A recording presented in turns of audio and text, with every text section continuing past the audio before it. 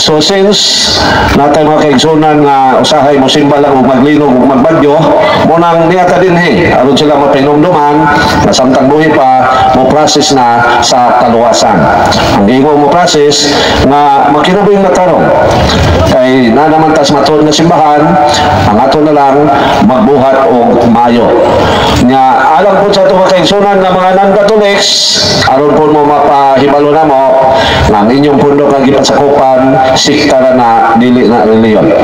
Why? Because there is only one religion founded by our Lord Jesus Christ, ug kini mao ang Christian religion nga nailan sa pagtawag o Roman Catholic Church. So din mga igsoon mga ayo lamig sa iludaan kay moingon gyud mi nga mga sikta mini na nga mga pundo pero never mi moingon nga dili mo maluwas. Why? Because only God can judge. So pwede mo mangutana bisan unsa, pwede mangutana bisan kinsa. Why limit ang pangutana? Kung di mo gustong balihog pangutana, no problem. Ang amo din since katawan sa Dios manubag og pangutana. Managyo na din sa mga kasulatan mga igsoon nga ang katawan sa Dios manubag og mga pangutana. That is why niya mi din aron kadtong kamo amo mga igsoon Katoliko nga naa sa gitawag og kahuyang sa pagtuo, matubag mo na mo sa inyong mga kalibog ug sa ingon dili na mo madala sa atong mga kaigsoonang mga pastor nga mosaka-saka sa inyong mga balay aron manggani kaninyo. Giingon din sa 1 Pedro 3:15. Hinunua pa sinunggin ninyo si Kristo diha sa inyong mga kasing-kasing ug himuha siya nga inyong Ginoo. Pangandam kamo kanunay pagtubag kang bisan kinsa nga magpakisayod kaninyo may tungod sa inyong paglaom. Mao nang hinungdan mga igsoon nganong naami sa mga public nga lugar aron matubag namo ang inyong mga pangutana kung namoy kalibog. Kamo mga kaigsunan akong Katoliko nga sa palibot, pangutana mo kanang nadunggan inyong kalibog o mga gingon sa mga laing sikta nga sayop ta, ipangutana ninyo kay through your question mapabot nato sila ang tubag, maka-analyze sila. So muna mga igsoon ang purpose nato diri, no? So sa Catholic Faith Defender muni ang amo ang gimbuluhaton ang pagligon sa among mga igsoon aron di na sila madala sa mga bisan unsa nga mga pagpangdani kanila. So mga igsoon niyata dinhi aron pagpahayag sa mga pagtulunan nga angay na tumasayran. Pero since daghan naman kayo karong pundok sa tibuok kalibutan, nanakaroon sa more or less 60,000 or 60,000 kasikta sa tibuok kalibutan nga nangdani sa mga Katoliko aron mobalhin sa ilang grupo ug nagpatuo nga sila mao ang tinuod nga katawhan sa Ginoo. So tungod niya na kaming mga Katoliko nga inyong mga kaigsunan nga naa sa grupo sa Catholic Faith Defender nihagok gyud migtuon ano nga ato mga kaigsunan nga uyang pa sa pagtuo kay mosimba lang lagi ug maglinog ug magbagyo amo maligon sa ingon dili na mahimulag sa sabakan sa matuod nga simbahan nga mao ang Roman Catholic Church. So mo na ang inungdan mga igsoon, no? Diami anong pagpasibaw sa kamatuoran. Now, 60,000 na kasikta karon sa tibuok kalibutan ug usa lang ang kontra. Simbahang Katoliko ra. Mao nga kung maminaw ta sa saksi, Katoliko giatake. Kung maminaw ta sa Sabadista, Katoliko gitira. Kung maminaw tang Kibuloy, Katoliko makaluluoy. Kung maminaw ta sa dating daan, Katoliko gipalamas-lamasan. Kung maminaw ta sa Mormons, Katoliko daoton. Kung maminaw ta sa Aglipay, Katoliko gisaway. Kung maminaw ta sa Pentecostal, Katoliko gifatal. Kung maminaw ta sa Iglesia ni Cristo, pagtuong Katoliko gilatigo. Otro po din Foursquare, Katoliko gimasaker. Wag gilain. Katoliko lagi ilang gitabangan. Kaya di ba na sila mag-unay o dinanihay, kay kauban naman sila nga mutira sa Iglesia Katolika. So parehas naman sila krusada, bungkagon ang simbahan nga iya sa Ginoo nga mo ang simbang Katoliko, hinungdan na di na sila magsangyaway sa ilaha. Pagtanaw nila sa malayon sila nagpuyuda, Pentecostal, buhagi lang ang saksi. Pagtanaw sa Pentecostal, nung siya nagpuyo diya, saksi, mo ang ilang Pentecostal. Pagtanaw sa Sabadista, kinsa nagpuyo diya, bunagin, mo ang ilang ang Sabadista. Pagtanaw sa bunagin, kinsa nagpuyo diya, Sabadista, mo ang ilang ang bunagin. Pero pag ingon, nung kinsa nagpuyo diya, katuloy ko, kaya sa ako na ito na. Kaya, masimba na nagmaglinom o magbagyo. Muna yung tuyo nila. Muna niya, din mga ison, normaligon mo, among mga ison. Katulbagon po nato, namo na nagtuon. Kitang tanang tulbagon nato na kung doon ay usa sa atong pamilya, nga huyang sa pagtuo, mahimulang sa simbahan. Ito sa mga ison, sa Balang Kasulatan, nagingnan yun sa Ginoo ang unang pangulo sa Christian religion o simbahan katoliko na mao si San Pedro. Nagingnan yun siya nga liguna ang imong mga ison. Lucas 22:32, Ebanghelyo ni St. Luke, Gospel of St. Luke, chapter 22, verse 32. Gingon din apan, nagampo ako alang kanimo Simon, aron dili mabuntog ang imong pagtuo. Kung mahibalik na ikaw kanako, kinanglan ligunon mo ang imong mga igsoon. Mo ni gitugon ni Lord Jesus sa unang pangulo sa iyang relihiyon. Kung since kitang mga binunyagan, apil man ta sa maong sugo, mo nang ni apil mi din being a Catholic faith defender, aron makapabati mi ninyo sa mga kamaturan nga ato nang hiyuptan apan kinanglan nga maligon ta kanunay aron dili ta madaog sa panulay. Mga igsoon, tingali ang pipila kaninyo wa mo kabalo asa gikan ang 2025. Kinsa may nasayo din asa nagibase ang 2025. Mayroon tayo ingon nga next year, bunggahon nato ang ato ang birthday. Ugubad pang mga okasyon, ato lang bunggahon. Pero ang question, asa gibase ang 2025? Why nakabalo? Dahil wa natuon. Mga iso ng 2025, edad na ni Lord Jesus. Dili na mo edad sa pagsugod sa pagbuhat sa kalibutan. Edad na ni Lord Jesus. That is why gitawag na sa Latin og ano Domine. Sa English, Year of the Lord. Sa Bisaya, tuig sa Ginoo. Mao na ang 2025. Since walay 2025 o walay uno, munang tanaw na ito kasaysayan sa dagan sa mga katuigan o may bawa na ito as ang matuon na reliyon o matuon na simbahan. Muna itong tunan mga igsoon. Now, unsang tuiga si Lord Jesus nataw siya sa 6 to 4 BC. And what is BC? BC meaning before Christ. Si Lord Jesus, according sa history and also sa life of the church or sa tradition, natao siya 6 to 4 BC. So, libog na saan mo. Unsa ng 6 to 4? Anong 6 to 4? Mga ison, ang pag-ihap sa mga katuligan before Christ is from the top down to the bottom. For example, 2025 takaron.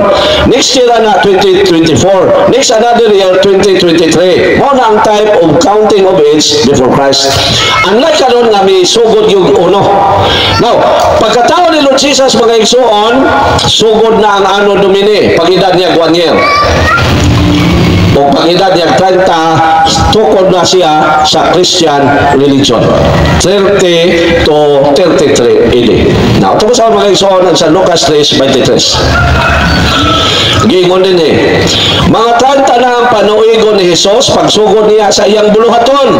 Nagto ang mga tao si anak ni Jose, nga anak ni Heli.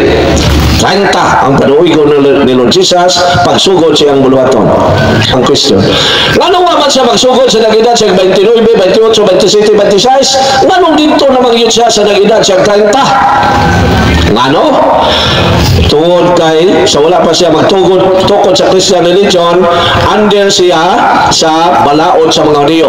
O sa balaod sa mga Hudyo, mga igsoon, dili ka kahisgot o pagtulunan bahin sa Dios kung wa ka mag-edad o 30 ngadto sa 50. Now, ato ba sa mga igsoon ang Números 4:3. Lingon din Gara. Ang ilaki pag-ihap mao kadtong nagpanuigon gikan sa 30 ka tuig ngadto sa 50 ka tuig natakos maka nag-aalaga dito sa tulda nga tagbuanan. Kanang tulda nga tagbuanan mo na sangat pagdagan sa panahon mo na ang sinagoga o nahimo na pong templo. So si Lord Jesus, since under siya sa ulawad sa mga Hudyo, nagsugod siya tudlo o nagtukod siya sa iyang Christian religion na nailan na karong Catholic Church sa nag-edad siya 30 ngatos 33. So, perting dugaya na. Ibutang ta nga ang Christian religion nga karon mao ang Roman Catholic Church na tukod tuig 33. So 2025 minus 33 AD equals 1992. Mao na ang gidugayon sa Catholic Church. Usa ka limo og 992 katuig. Nya, atakihon lang tag sa balista. Na 1863. At atakihon lang tag Iglesia ni Cristo Felix Manalo nga 1914. Pero agian man ako na mga ison. Di ko masulkat. So man kita mga Katoliko kinahanglan ta mutuon. Ano makabalota sa dagan sa kasaysayan sa simbahan o sa Catholic Church o sa Christian religion. Now, si Lord Jesus nagtukod siya og simbahan tuig 33. Namatay si Lord Jesus 33 AD yun. Tulo ka tuig ang iyang pagpanudlo. Unya, pagdagan sa mga katuigan human siya namatay, pag-edad sa kalibutan og 51. Gisugda na og sulat ang iyang gitudlo. O pag-edad sa kalibutan og 100. Ang New Testament nahumana og sulat. Ang last nga bisulat sa mga kasulatan mao si St. John the Evangelist.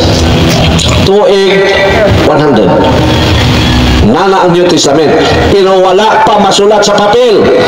Kaya nga ng panahon na wala pa may papel. Ang question, kinsa dahil naka-invento sa papel? Wala mga igsoon, wala tuon yun.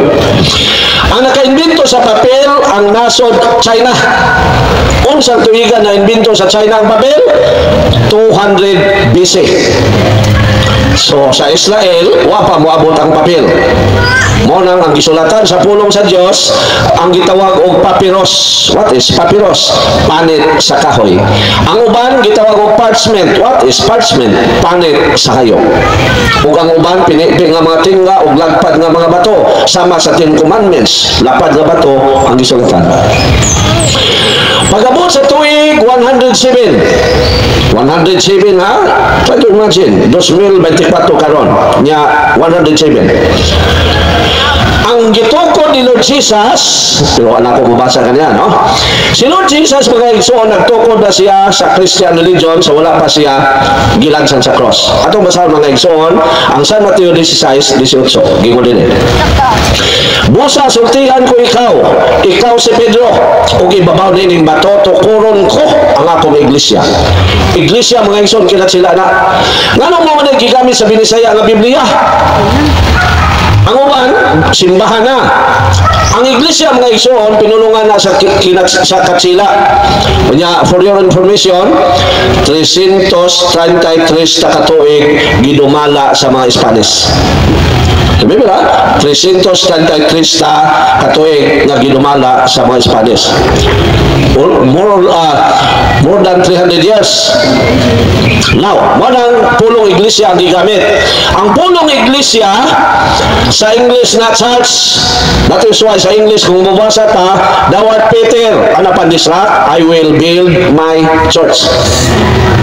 Ug ang pulong iglesia mga igsoon gikan na sa pinulungan sa nasod Greece nga pulong iglesia, Greek language nga nagpasabot og the people called out by God. So ang church or iglesia or ecclesia or assembly, kung tanaw nato sa theology ang kaulugan, the people called out by God or katawhan nga gitawag sa Dios, mao na ang iglesia ug mao na ang nagtudlo sa relihiyon nga Christian, ang maong katawhan. Unsang tuig ha? Tuig 30 nga to sa 33. Gitukod. So pag-abot sa tuig 107, since wala hinganli, ako basag balik ha, kay daghang Katoliko nga pagpangutana gamit ani dili kay siya katubag. Gingon din busa sultihan ko ikaw si Pedro, ug ibabaw nining bato tukuron ko ang akong iglesia, ug bisan gani ang kamatayon dili gayon makabuntog niini. So wala hinganli sa Ginoo ang iyang gitukod nga katawhan. Apan ang iyang gitukod nga katawhan ngatong tuig 107 maunay mitawag sa ilang relihiyon o Katoliko. Unsang tuig 107 ilaliman mo ana. Ang mga Christian mitawag na sa ilang relihiyon o Katolikos. Greek word Katolikos. Ang question, nganong gitawag Manila ang ilang relihiyon o Katolikos? Aron ilang mainumduman nga ang ilang misyon pang tibuok kalibutan. Ngano di ayon sa dahil ang pulong Katolikos? Ang pulong Katolikos mga igsoon sa kinat sila Katoliko, sa English universal. Another word sa English Catholic. So aron dili nila malimtan nga ang ilang misyon pang tibuok kalibutan, ang ilang reliyon gitawag nila atong tuig 107 o Katolikos. Kinsay unang mitawag o Katolikos? Ang obispo sa Antioquia. Dito gitawag sa mga Christians ang ilang reliyon o Katoliko. Ngano? Akong balikon, aron dili sila kalimot sa ilang misyon nga manglakaw sila sa tibuok kalibutan. Mao ba na ang misyon sa Ginoo sa iyang katawhan? Atong basahon ang San Mateo 28:19. Gingon din busa panlakaw kamo ngadto sa tanang katawhan sa tibuok kalibutan ug himuha silang akong mga tinunan ug bunyagi sila sa ngalan samahan sa Anak ug sa Espiritu Santo. Mao na mga igsoon nganong gitawag ang mga Christian o Katolikos tungod sa misyon nga gihatag sa Ginoo kanila nga manglakaw sa tibuok kalibutan. Pag-abot sa tuig 180 ang Apostles' Creed nasulat na kanatong ilitok sa Santos nga Misa karon na isin creed man ug ngano nang na isin creed inyo ko na may bawaan ron. Ang mga apostoles nagsulat na sila og sumaray sa ilang pagtuo ug gitawag na og Apostles' Creed ug nagsulat na sa libro nga gitawag og Didache ngatong tuig 180. Ang question, what is Didache? Didache meaning the teaching of the 12 apostles. Ug dito sa Apostles' Creed giklaro na dito ang ngalan sa ilang reliyon. Kaya dito sa Apostles' Creed, mabasa na dito ang mga pulong Sanctam Ecclesiam Catholicam. Sa English, Holy Catholic Church. Imagine ha, 180 ang edad sa kalibutan, ang Christian religion gitawag na og Holy Catholic Church. Nga supakon lang kaning mga pundok na nanungha. Bantay kita mga igsoon, tuon yun. Now, human mo dagan ang uban pa ang pagpanglabay sa mga katuigan, ang katawan sa Dios nga giluto sulod sa 300 katuig. Nakabato nagkagawasan. Mga igsoon, kung utanaw mo sa history, makahilat mo. Kaya ako, gipasa ko mga history. Ano makapanubak ko bisag asa lugar o bisag sa mga tao mga utana. Sulod sa 300 sulod sa first 100 years sa Christian religion, grabe kasakit ang mga Katoliko. Munang gitawag na siya mga igsoon ang mga panahon og age of martyrs. Panahon sa mga martyr. Kaya na panahon na mga igsoon ang mga Christians gimando sa Roman Empire before na Christianize nga dakpon o musokol patyon. Mo na order. Mo na nga ang mga Christian, mga igsoon, according sa history, from Davao City to Panabo City, or more or less 30 kilometros ang ilang tunnel nga gihimo ilawom sa yuta. Sulod sa 300 ka tuig, naa sila dito na nago og mamuyo. Mugawas lang sila alas 6 sa gabi, mubalik sila pagka alas 6 sa buntag. Ano man, kay giluto sila og patyon. Muna mga igsoon, gipaundang sa Santo Papa ang pagpanguros nga dinagko to avoid detection. Wasa sila manguros og dinagko. Unsay ilang gitudlo sa agtang, baba og sa dughan. Unya, kung doon ay igsoon makakita, makasabot man, mo yun, doon siya, igsoon ta. Nganong gilikayan pa Manila ang pagpanguros og dinagko? Aron dili sila mailhan nga Katoliko.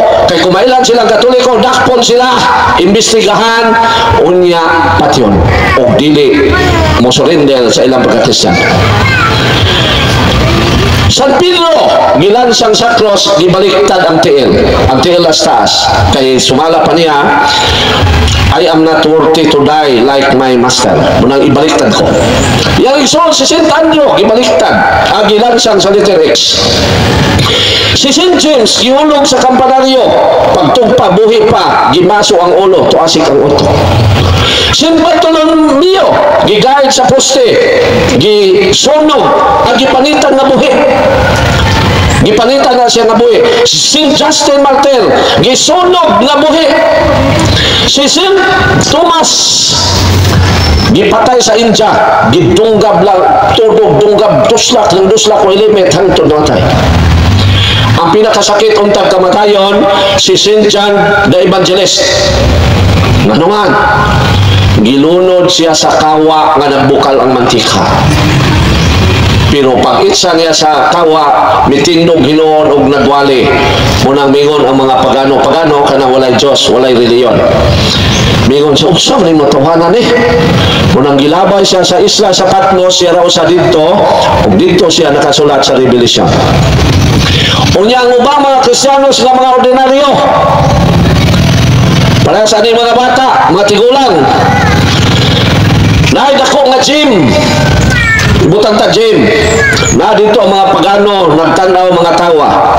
Unya gibutang dito ang mga bata, mga tigulang o mga dili kanang mga ordinaryong Katoliko. Unya buhian ang mga leon ipakaon. Grabe. Kung magbasa lang yung history, kuyaw kayo mo nang nai-age of martyr sa history sa simbahan. Ang mga ordinaryong tao, palinyahon. Kunya, naay mo imbestiga, mangutana, naay bildogo nagsunod. Unya, gingna na sila, kantong Christian ha, putla na mong ulo. Muingon dayon ang na-Christian. Are you a Christian? No. Buhian. Are you a Christian? Yes. Are you a Christian? Yes. Tagak-tagak ang ulo. Are you a Christian? No. Buhian. Are you a Christian? Yes. Tagak-tagak ang ulo. Unang kinaboy sa Christian sa una. Pero tungod kay ang Ginoo miingon man nga ubanan niya ang iyang simbahan hangtod sa katapusan sa kalibutan mo nang wa gyud mahurot ang mga Christian or Katoliko. Ato basahon ang San Mateo 28:20. Ug tuloy sila sa pagtuman sa tanan nga akong gisugo kaninyo ug hinomdumi ako mag-uban kaninyo sa kanunay hangtod sa katapusan sa kalibutan. Pagabot sa tuig 313 ang Ginoo naluoy sa iyang katawhan ug naghimo siya milagro. Iyang gigamit si Constantine the Great kanang giingon sa Seventh Adventist nga founder sa Katoliko. Unang gikatubang namong sa FD papahiya dayon unsa man unsam na ito iga na tao na si Constantine the Great nga moingon man kay founder sa Catholic Church wala na. Kay ilang nadunggan pulos raman matud nila munang nahulog sa dili angay. Si Constantine the Great gigamit sa Ginoo aron matagan og kagawasan ang iyang katawan. Si Constantine the Great doon na siya schedule nga gubat tali ni Maxentius. Si Maxentius another emperor sa Roman Empire. Unya mas daghan og sundalo nga kang ikumpara kang Constantine the Great. Nya ang inahan niya nga si Santa Elena na Katoliko na siya, na Kristiyana. Unya nabalaka siya nga mapili ang iyang anak munang nagampo siya nga tabangan sa Ginoo si Constantine the Great. October man alas 12 sa utong tutok. Nakakita si Constantine the Great og milagro.